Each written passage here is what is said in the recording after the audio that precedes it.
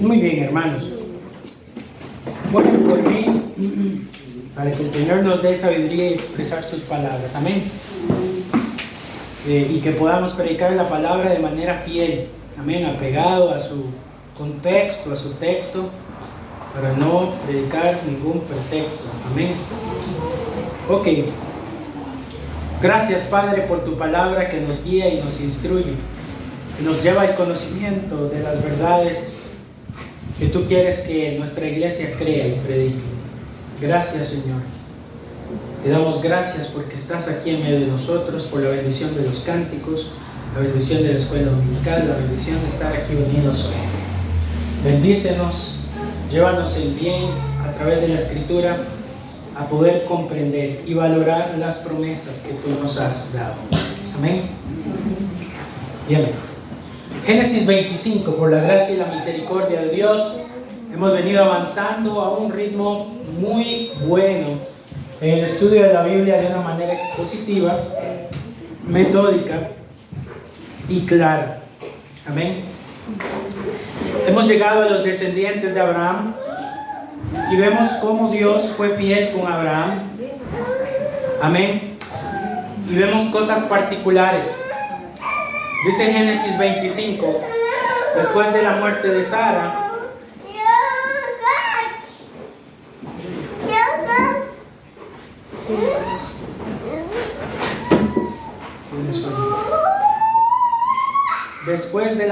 Sara, dice, Abraham toma otra mujer cuyo nombre era Cetura, la cual le dio a luz a varios hijos, no uno ni dos, varios, que eran los siguientes: Simram, Joksán, Medán, Madián, Isbac y Sua. Y Joksán engendró a Seba, nietos, y a Dedán, e hijos de Dedán fueron Asurim, Letusim y Leumim, e hijos de Madián, Efa, Efer, Anoc, Ávida y Elda. Importantísimo, hermanos. Dios le dio más hijos a Abraham, que generalmente nunca lo escuchamos, ¿verdad? Dios primeramente preservó su promesa, dándole un hijo de Sara, cumpliendo así con el pacto. Vean qué interesante es cómo Dios trabaja con nosotros. Dios cumplió su pacto. Y después fueron bonos. Todos los demás vinieron a representar parte de la fidelidad de Dios en que le iba a hacer una gran nación. Dios tuvo mucha misericordia de Abraham y le permitió ver nietos. Y le permitió ver dentro de su pueblo un futuro glorioso. Amados hermanos, muchas veces oramos a Dios por algo en específico y Dios nos da mucho más abundantemente de lo que pedimos. Amén. Muchas veces nuestras oraciones son enfocadas a algo y Él nos da una mayor bendición. ¿Cuántos dan gracias a Dios porque Él no se extralimita con sus bendiciones? Amén. Hoy Dios nos ha bendecido. ¿Podría Dios simplemente habernos hecho levantados y respirar? Pero hizo más por nosotros, nos hizo caminar, salir de nuestras camas, comer. No estaba en la obligación de permitirnos venir, pero lo ha hecho. Y así con cada una de nuestras necesidades y circunstancias, cuando elevamos una oración de manera piadosa y sincera, Él está dispuesto, Él su voluntad a cumplir. Amén. Eso nos muestra este pasaje. No escatima Dios en bendecirnos. No escatima Dios en ser bueno con nosotros. Y Abraham vio nietos, hermanos y hermanas. Versículo 5.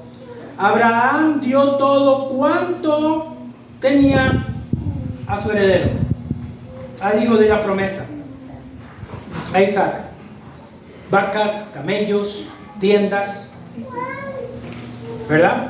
Pero a los hijos de sus concubinas dio Abraham dones y los envió lejos de Isaac. Lo había reservado con promesa especial porque Abraham era parte de la promesa que Dios le había entregado de que tendría un descendiente con Sara. Dios trabajando de manera específica. Y aquí empezamos a ver algo muy particular, que es la elección particular de Dios. No somos nosotros, amados hermanos, creyentes por la mera casualidad, sino porque Dios nos ha elegido para estar aquí en esta mañana escuchándole y haciendo que nuestra fe crezca. No es por nosotros, no es un don propio, así como no fue casualidad que Dios escogiera a Isaac para que fuera hijo de la promesa y los demás no lo fueran. Hay una doctrina fundamental en nuestra fe, la cual es creer que no somos casualidades. No somos simple y sencillamente una suerte de efecto, de causa y efecto. No somos casualidad. Estamos pensados en la mente de Dios para salvación. Tienes que entender eso y creerlo. Cristo te ha pensado para la salvación. Y en esta doctrina la vamos a ver a lo largo de una serie de acontecimientos dentro de la familia del pacto, que fue Abraham, Isaac y Jacob. Y vamos a ver cómo la Biblia nos orienta a esto. Y hoy domingo se nos muere Abraham. Y estos fueron los días que vivió Abraham, 175. Importante recalcar que dice: exhaló el espíritu y murió Abraham ¿en qué? Buena vejez. Prácticamente nos dice, Abraham se tenía que morir, por eso fue que se murió. Ya se acabó su tiempo. Pero no murió enfermo, no murió acabado. Y esto es algo que también debemos de recalcar en nuestra fe cristiana. Nosotros no nos morimos por una enfermedad, ni nosotros nos morimos por viejos. Nos morimos cuando es el tiempo del Señor. Y estamos dispuestos a ir con el Señor cuando Él ya nos llame. Cada creyente tiene que entender eso de una manera fundamental. Porque Abraham no se murió de una enfermedad, murió porque el Señor le llamó. Y este es nuestro consuelo, que si morimos, para Él morimos. Y si vivimos, para Él vivimos. Ya sea que muramos o que vivamos, del Señor que somos pertenencia del Señor. ¿Cuántos le alaban con la vida que tienen y exaltan el nombre del Señor? Y con su muerte también testificarán de la grandeza de Cristo entre sus familiares y sus vecinos. Dirán: qué gran fe tenía esta persona, que hasta lo último llevó su creencia en el Señor y su esperanza. La Biblia nos dice: no somos nosotros como los que no tienen esperanza. Nosotros sí tenemos esperanza. La muerte solo es una transición a nuestra vida eterna. Amén. Y la vida de Abraham fue así, de buena vejez. Y dice, lleno de años, y fue unido a su pueblo, y lo sepultaron. Isaac e Ismael se reencuentran, y sus hijos en la cueva de Melpelá, que fue, recuerden que él había comprado a Zoar Eteo, que está enfrente de Mamre, y heredad que compró Abraham de los hijos de Hel. Allí fue sepultado Abraham con su esposa. Y sucedió después de muerto Abraham que Dios bendijo a Isaac, cumpliendo el Señor su promesa. Una vez más debemos de entender que Dios siempre cumple su promesa, inclusive aunque nosotros no estemos. La cumple, siempre cumplirá. No somos nosotros los protagonistas de la promesa. Dios es fiel a sí mismo y Él cumplirá todo lo que ha dicho, inclusive aunque no lo veamos. Amén. Así es como el Señor lo hizo y lo hará. Y dice: habitó Isaac junto al pozo del viviente que me ve. Y vienen sus descendientes. Estos son los descendientes de Ismael, hijo de Abraham, a quien le dio luz Agar, egipcia, sierva de Sara. Estos pues son los nombres de los hijos de Ismael, nombrados en el orden de su nacimiento. El primogénito de Ismael, Nabiot, luego Cedar, Abel, Misma, Duma, Masa, Adar, Tema, Getur, Nafis, Sedema. Estos son los hijos de Ismael y estos sus nombres por sus villas. Llegó a ser Ismael una ciudad fuerte y tuvo campamentos y tuvo 12 príncipes por sus familias. Dios cumplió inclusive con la promesa, recordándonos cuando Ismael estaba en el desierto a punto de morir, que se aparece un ángel y le dice a Agar: este niño no morirá, porque hay una bendición pactual sobre él, la cual Dios ha puesto en la vida de Abraham. Amados hermanos, la escritura nos dice que la maldición de entre los hombres y el pecado duran hasta la primera, segunda y tercera generación. ¿Le hemos oído? Pero la bendición de Jehová dura hasta 1000 generaciones. Esto no nos dice que nosotros venimos acarreando maldiciones generacionales. No las acarreamos. Cuando venimos a Cristo, dice la escritura que el libro de actas que era contrario a nosotros fue desestimado.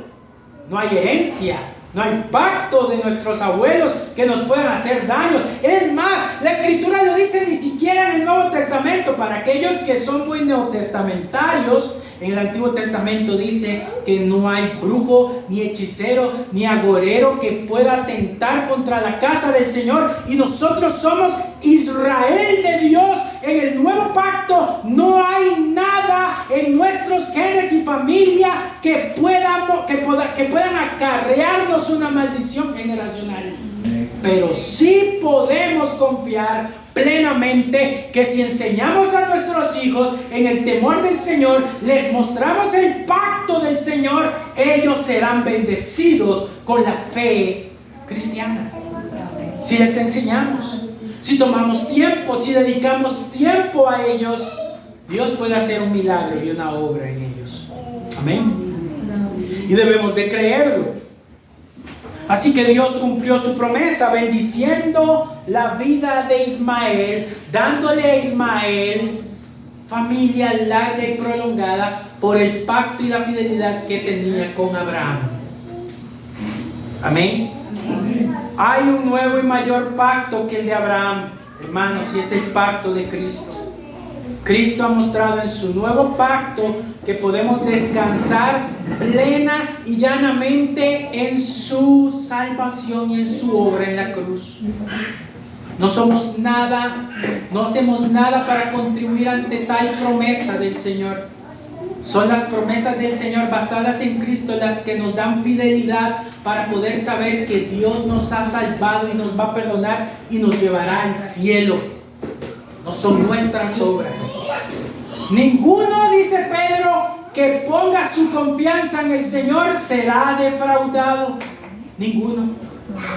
Hoy, si tú pones tu confianza en Cristo Jesús y crees en Él para el perdón de pecados y crees contundentemente en que Él te puede salvar y depositas toda tu confianza en los méritos de Cristo y dejas de lado tus propios méritos y entregas todos tus pecados a Él, Él te salvará, porque Él es fiel en cumplir sus promesas. ¿Cuántos dan gloria a Dios por haber sido llamados por un Dios que los arrastró a venir a Él a pesar de ustedes mismos? Porque ninguna voluntad propia hay a la salvación en que nosotros dijéramos: quiero abandonar esta rica y abundante vida de pecaminosidad que agrada a la carne. Nadie puede decir eso si no es porque Dios lo ha salvado. Nadie. Nadie puede plantarse y decir: lucharé contra mis deseos más atractivos y me entregaré a Cristo por propia voluntad. Ninguno. Solamente a quien el Espíritu Santo llama a una vida constante de arrepentimiento, hermano. Aquí nadie es perfecto. Todos estamos luchando contra nuestros pecados. Y solo hay uno que nos mira perfecto en el futuro glorioso, que es Dios. ¿Cómo llama Dios a su iglesia? Sin arruga y sin mancha. Pero entre nosotros vemos muchas arrugas y manchas, ¿verdad? ¿Saben por qué? Porque Él nos mira como una obra concluida y en proceso. Eso es un reino aquí y ahora. Nos ha llamado santos aunque ahorita estamos luchando. Nos ha llamado perfectos en Él, aunque ahorita seguimos batallando. Esa es una obra maravillosa de la salvación que Él da. Nos mirará y sabrá que en Él seremos obras culminadas. Bien lo decía Pablo: aquel que comenzó la obra en nosotros, ¿qué? Será fiel en perfeccionarla en el día en que Cristo nos llame o que regrese. Hermanos, no es usted el que está obrando para cambiar, es Cristo el que está haciendo todo para cambiarlo a usted. Amén. Qué gran bendición, qué garantía más perpetua. No ocupamos un sello mayor, no ocupamos comprar terrenos en los cielos cuando el Señor ha garantizado esto en su palabra. Amén. Así fue como cumplió el Señor la promesa de bendecir la familia. Y habían príncipes entre los hijos de Ismael, y estos fueron los años de vida de Ismael, 137 años, y murió. El espíritu de Ismael murió y fue unido a su pueblo, y habitaron desde Ávila hasta Sur, que está enfrente de Egipto. Vinieron a Siria, y murió en presencia de todos sus hermanos. Hermanos, miren, la muerte de Ismael es muy importante para nuestro contexto, porque nos está diciendo que toda una costa de Medio Oriente que hoy se conoce en Palestina moderna es la descendencia que Dios cumplió con Abraham. Dios cumplió y fue fiel. Y la Biblia quiere remarcar que si lo hizo en el antiguo pacto, lo hará en el nuevo pacto con mayor eficacia. Porque en el antiguo pacto se ofrecieron tierras y dominio, pero en el nuevo pacto se ofrece una tierra que nunca pasará y que no habrá conflicto, que es el cielo. Y si Él ha prometido y cumplido en el antiguo pacto que eran cosas banales como tierra, ¿cuánto más no vamos a creer en que un día Él nos va a dar una tierra celestial incorruptible que no pasará, que nunca veremos anocheceres y que el sol de su gloria reinará por 10,000 años y más en la eternidad? Tenemos que creerlo. Miren, esto debería a nosotros emocionarnos.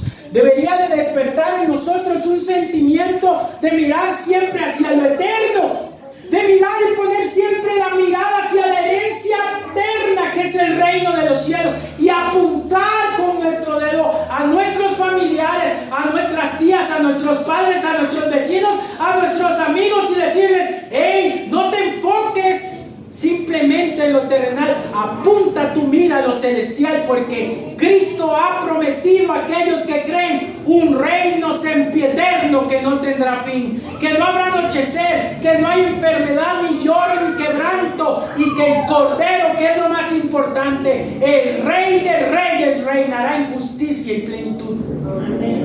Eso nos debe de hacer vibrar. Quizás no nos haga vibrar ahora, porque estamos en medio de un mundo muy caído que nos muestra lo banal, y a veces estamos tan enfocados en el alquiler, en la luz y en el agua, y estas cosas nos atraen a la tierra. Pero Cristo quiere que por un momento dejemos nuestro yugo y nuestra carga y lo miremos a Él, porque su yugo es fácil y su carga es ligera. Que nos pongamos en Él, que pensemos en su reino. Amén.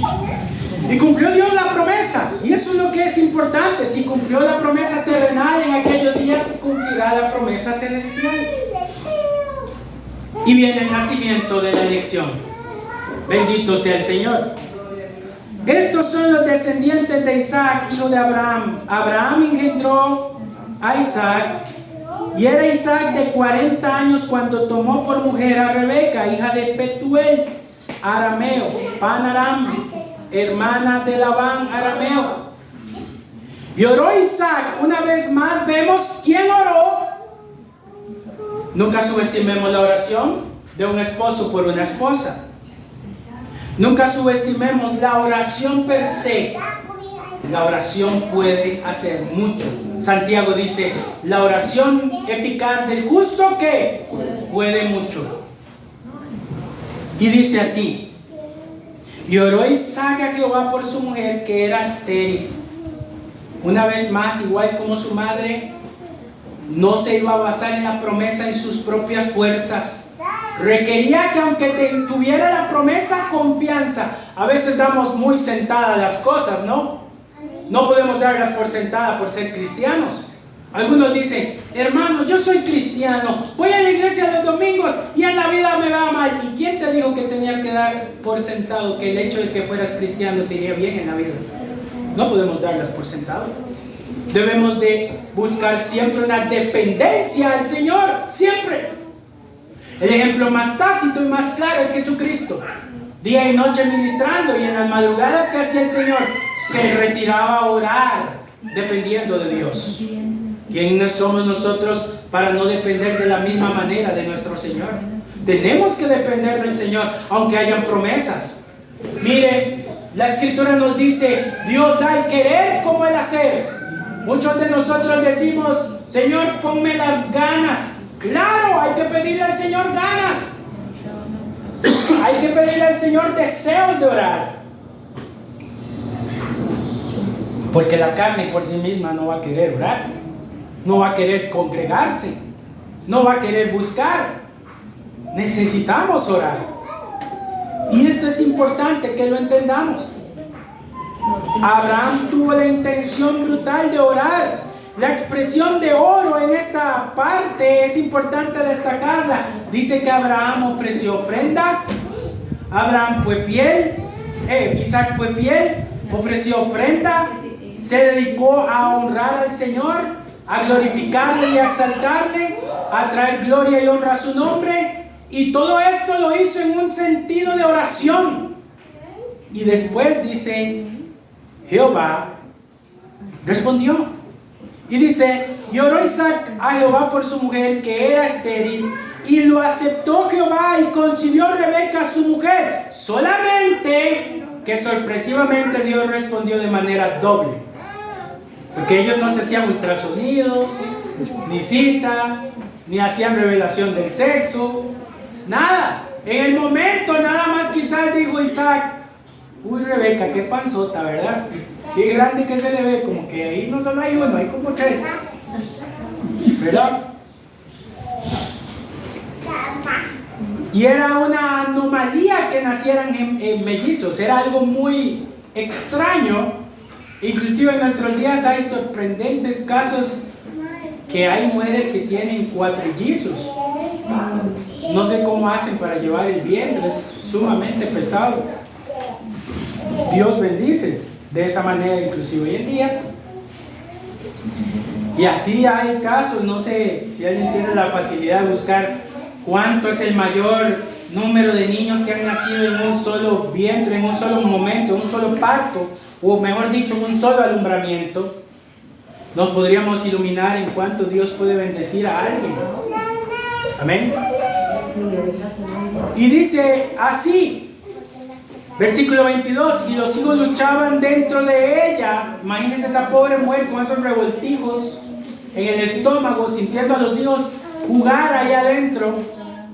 Dice la Escritura que luchaban dentro de ella, y dijo, si es así, ¿para qué vivo yo? Decía la pobre, en su angustia, en su dolor y en su preocupación. Yo creo que no existe nada más temible que para un padre ver lucha entre sus hijos, conflicto entre sus hijos.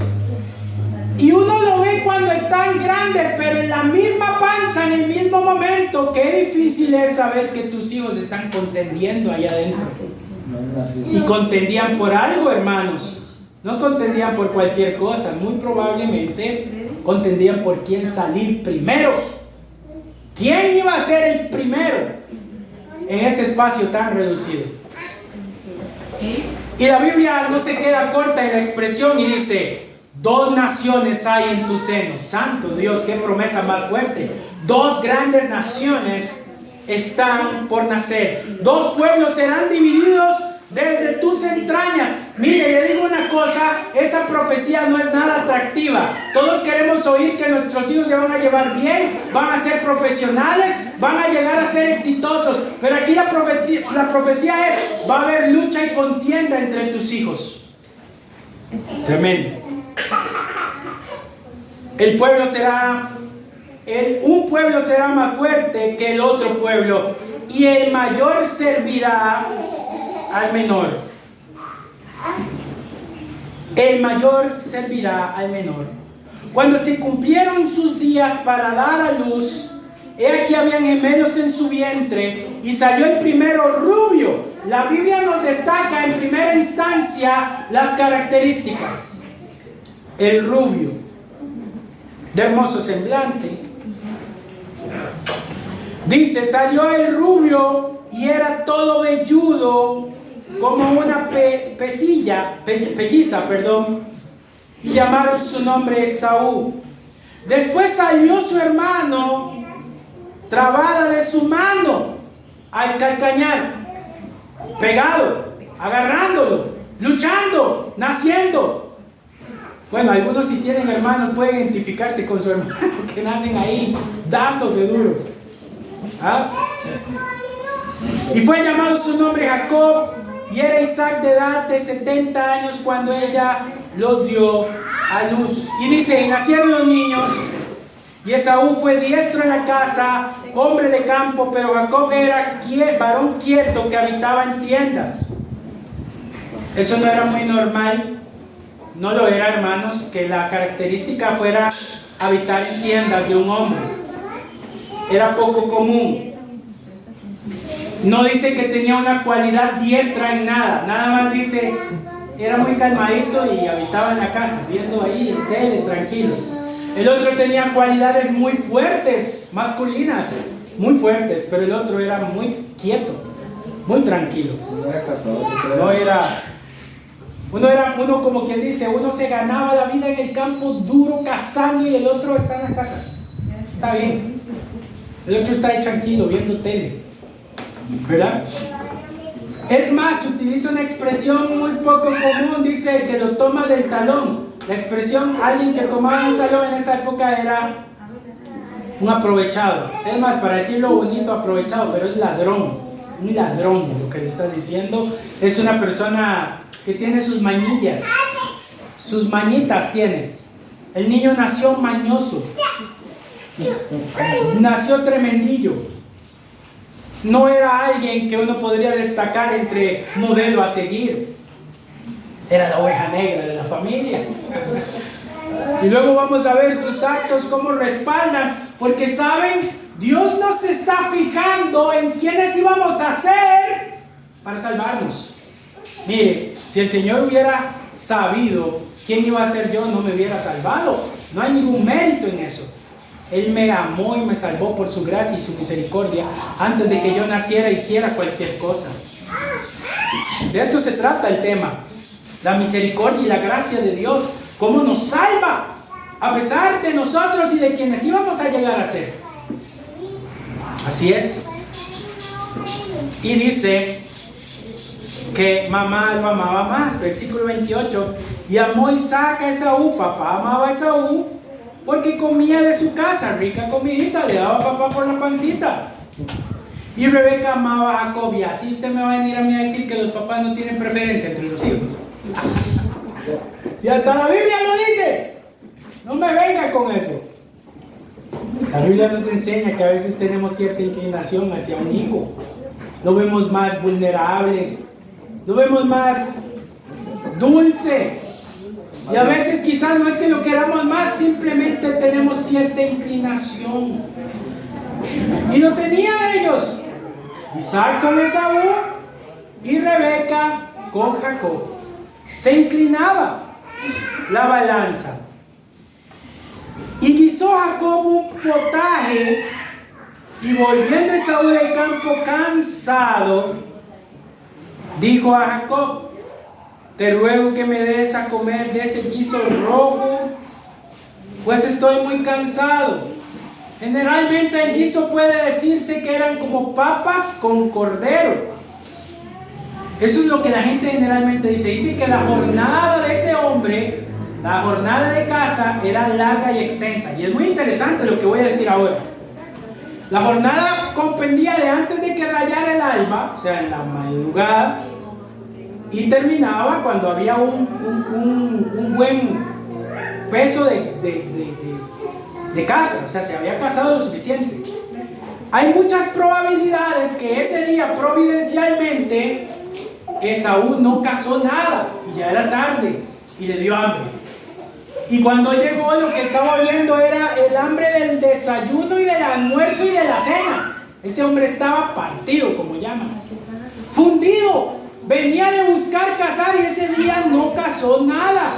No había nada que él pudiera haberse comido en el campo. Toda la disposición la tuvo a tratar de haber consumido algo de alimentos y ese día no lo hizo. Y dice que el guiso estaba delicioso, ¿verdad? Versículo 31. Jacob respondió: véndeme en este día tu primogenitura. Véndeme la promesa del pacto de nuestros padres. Véndeme la bendición de ser llamado heredero de la casa de Abraham. Eso significa eso. Dámelo. Entre nosotros será un acuerdo. Dame ese derecho delante de Dios. Hay algo importante que debemos de entender. Esaú no estaba en la posición de vender algo que no era de él. Entendámoslo. La venta no era legítima. No lo era. No podía venderla. Jacob la quería y la anhelaba, porque era un vivillo, quería la herencia.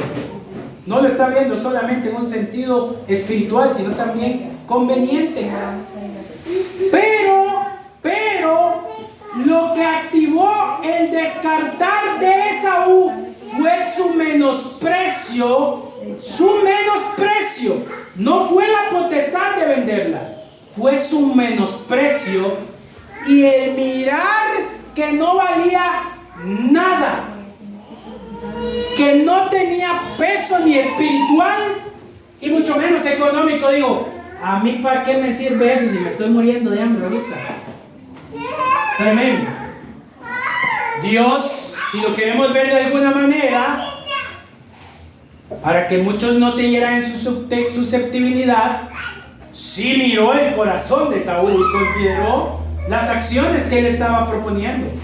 En el corazón de Saúl había un menosprecio a el pacto del Señor y a la voluntad del Señor y al deseo expreso del Señor de que él como primogénito recibiría la bendición. Él estaba dando la espalda y apostatando de las bendiciones del Señor. Estaba dándole la espalda. Estaba tomándolo como cualquier cosa.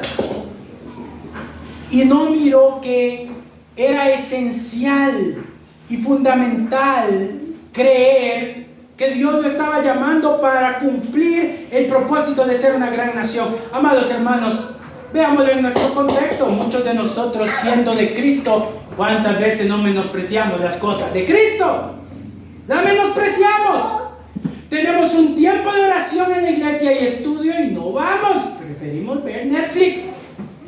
Preferimos quedarnos en casa. Y eso es un tema de reunión general.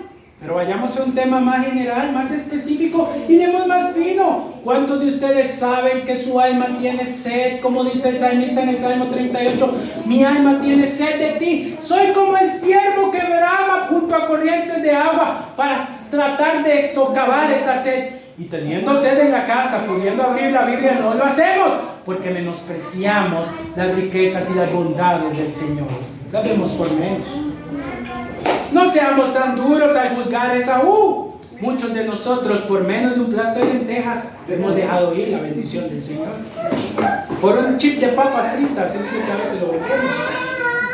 Tenemos que nosotros tomar para nuestro saco y mirar cuántas veces hemos vendido la grandeza de conocer al Señor por cosas efímeras. Lo hemos hecho. Y es lamentable, y es duro. Pero bueno, así es como el Señor nos ha llamado en esta mañana a mirar y a meditar en la grandeza de sus bondades. Amén.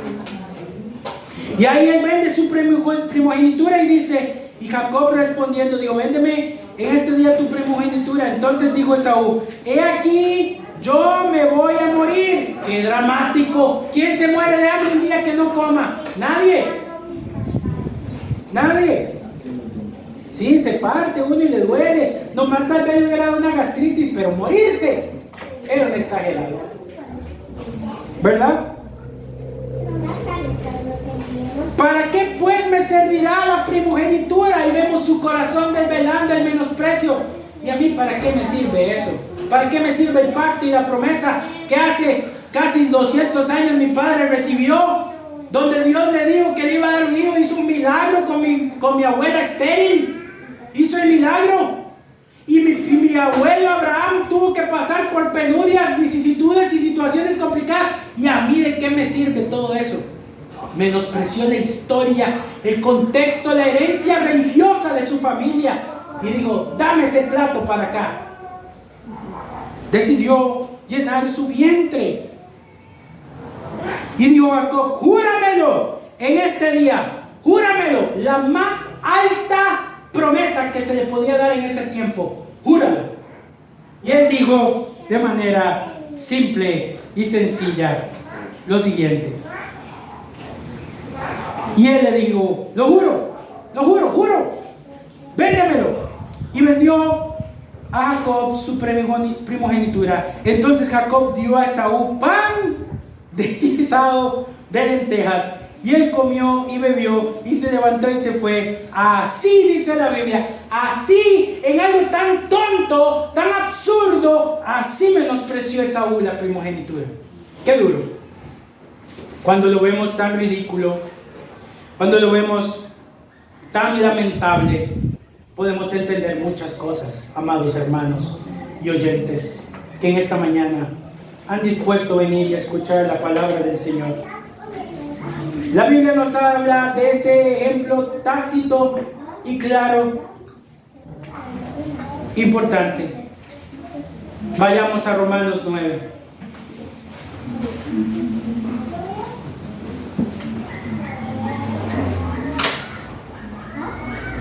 Versículo 19.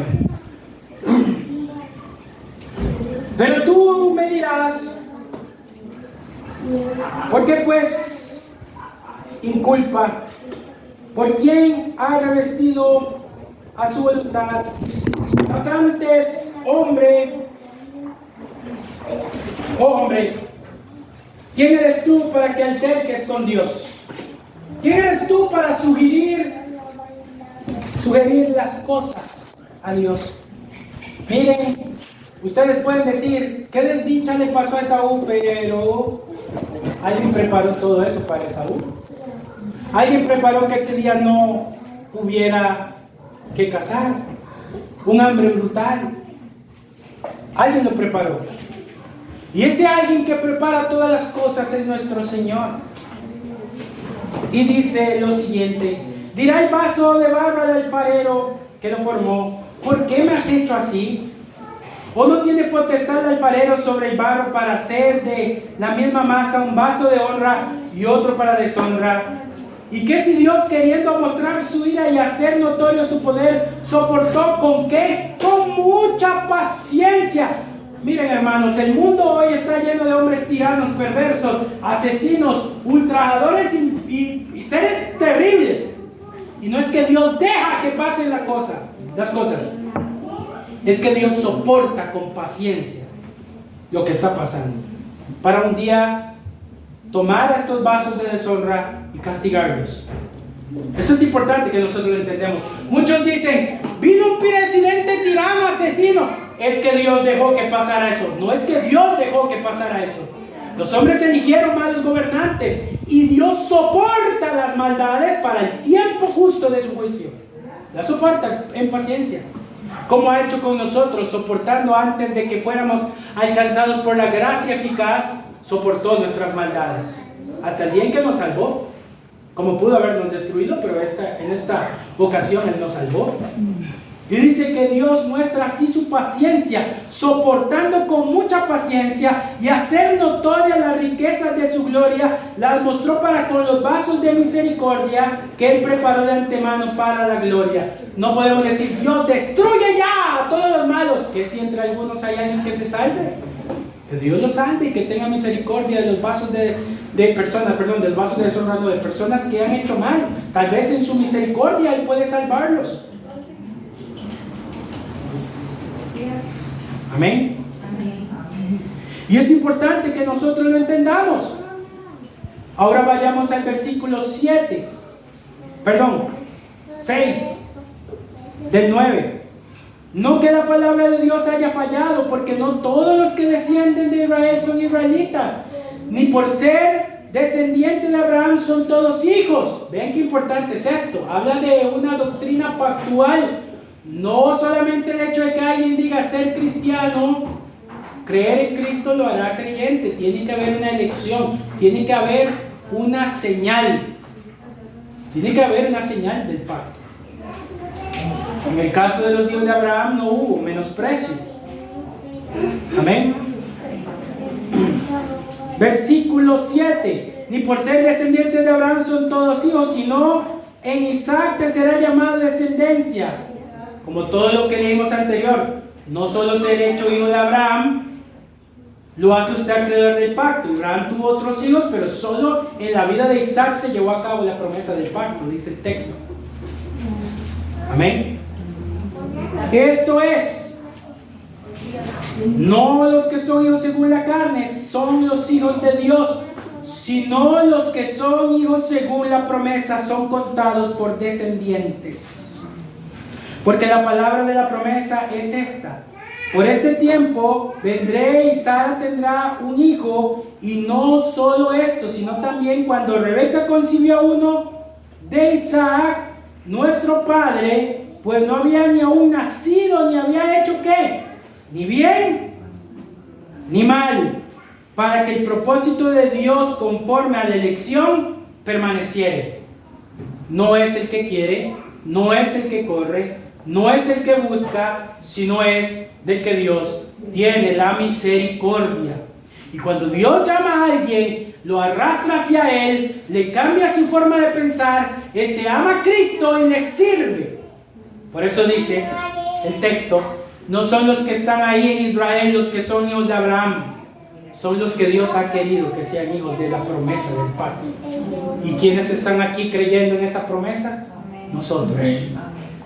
Muchos de allá no creen en su Cristo, no lo ven como Mesías, ni ven las promesas de Abraham, pero nosotros, siendo lejanos, las tenemos muy cerca.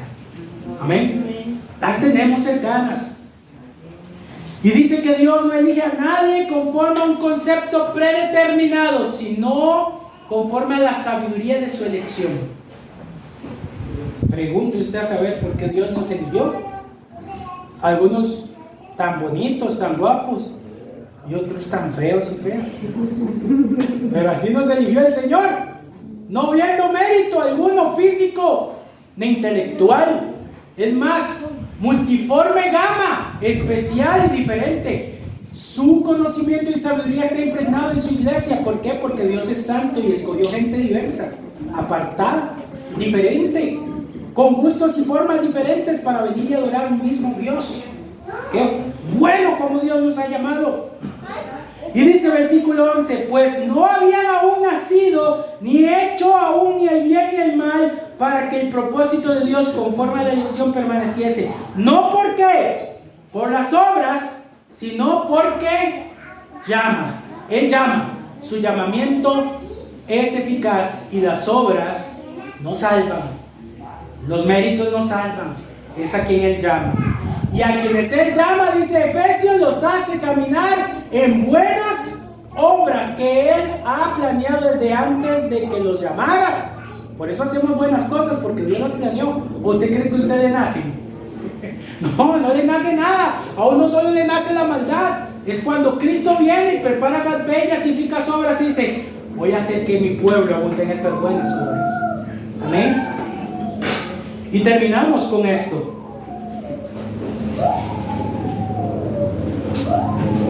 No por obras. Versículo 12. Se le dijo, el mayor servirá al menor. Como está escrito, a Jacob amé, más a Esaú ¿qué?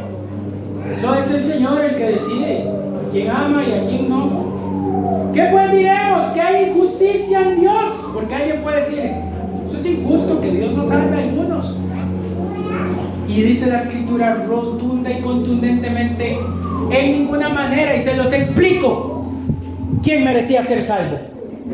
Nadie. Y si nadie merece ser salvo, ¿cómo Dios puede ser injusto? Si nadie merece ser salvo. Más bien, damos gracias a Dios que en medio de los que nadie merecía ser salvo, salvó a algunos. Porque nadie merecía ser salvo. Él tuvo misericordia de algunos. Pero fue su derecho condenarnos a todos. Porque nuestro representante federal, que quiere decir representante universal, Adán, metió las de andar. Pero eso lo vimos hace muchos Génesis atrás.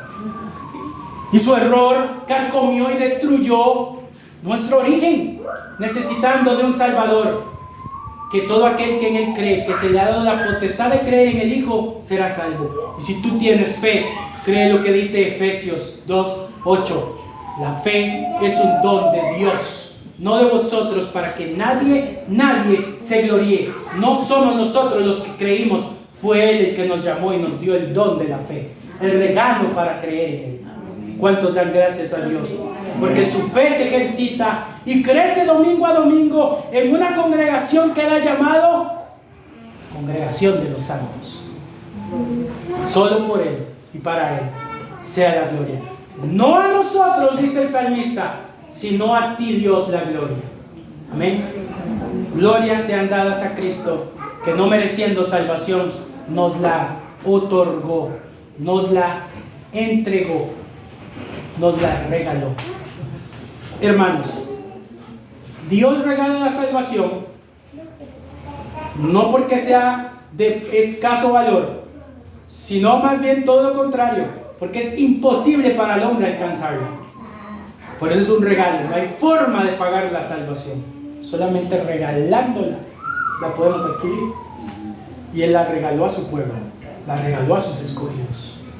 Nunca vendas el regalo tan precioso que es el conocimiento del Señor, la dicha de buscarle y de honrarle, para ir en pos de un plato de lentejas que el mundo ofrece. Amén. Señor y Padre Celestial, bendice a tu grey, bendícela esta semana, que puedan buscarte, que menosprecien las lentejas del mundo, los manjares de este mundo que son pasajeros. Bien lo dice la Escritura, Moisés despreció ser príncipe de este mundo y las cosas de este mundo, y lo vio de manera poca, como algo a no que aferrarse para buscar las promesas tuyas. Ayúdanos a mirar las promesas de Cristo gloriosas y maravillosas para nuestra vida de una manera alta en estima. Que cuando miremos la Escritura la veamos hermosa, solemne, que al venir a congregarnos vengamos con alegría y con mucho gozo, porque Dios nos está llamando a congregarnos en su reino. Trae paz, como dice la Escritura. Di paz en un hogar, y si son meritorios de ella, habrá paz. Trae paz a los hogares de nuestras familias. Trae paz del Evangelio, en el nombre de Jesús. Oramos por los alimentos que en esta mañana se van a impartir. En el nombre de Jesucristo. Amén y amén. Podemos pasar a comer. Si quieren, si pueden colaborar con refresco y papitas. No sé qué es de comer. Casado. Seguro.